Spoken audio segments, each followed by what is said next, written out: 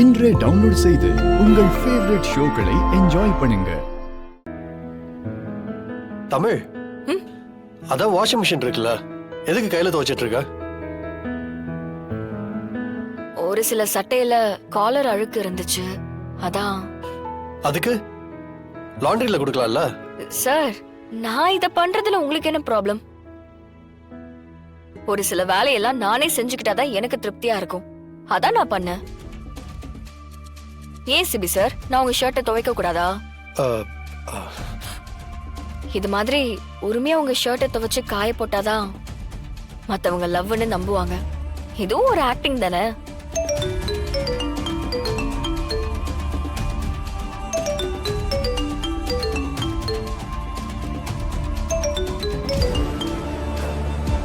இன்னும் அவ உங்களுக்கு கால் பண்ணிட்டு தான் இருக்காளா? ஆமா. அப்போ நீங்க நீங்கனா நீங்கனா இல்ல எடுத்து பேசுவீங்களா இல்ல சாட் பண்ணுவீங்களான்னு கேட்டேன். அப்பெல்லாம் எதுவும் இல்ல. அப்போ பிளாக் பண்ண வேண்டியதானே? மனசு வரல. ஆமா, உண்மையை சொல்லுங்க, என்ன அவமானப்படுத்திட்டான்னு தானே அவளை துரத்தி விட்டீங்க? ஆமா. அப்போ அதுக்கு அர்த்தம் என்ன? அர்த்தம்னா அப்ப இது லவ் இல்லையா? தமிழ், லவ் பண்ற பொண்ணுக்காக தான் ஒரு பையன் இப்படி கொதிச்சு பேசுவான். யாரோ ஒரு பொண்ணுக்காகலாம் இப்படி ரியாக்ட் பண்ண மாட்டான். தமிழ், நீயா எதுவும் கற்பனை பண்ணிக்காத. அது வேற, இது வேற.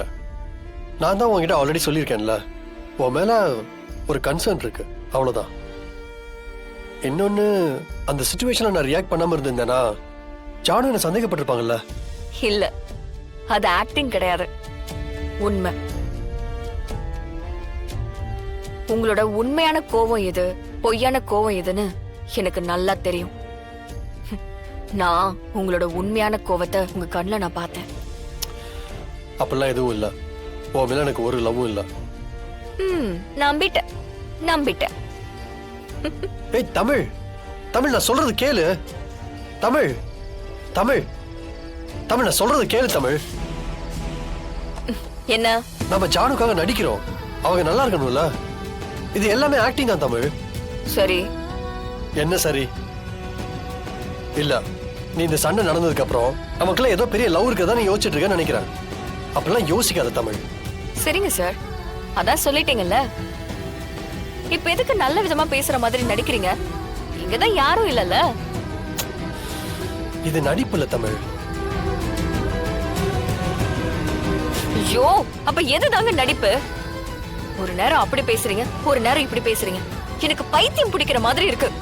உங்களை எப்படி புரிஞ்சுக்கிறதுன்னு எனக்கு தெரியல. ஆஹா, ரெண்டு பேரும் சண்டை போடுற மாதிரி இருக்கு.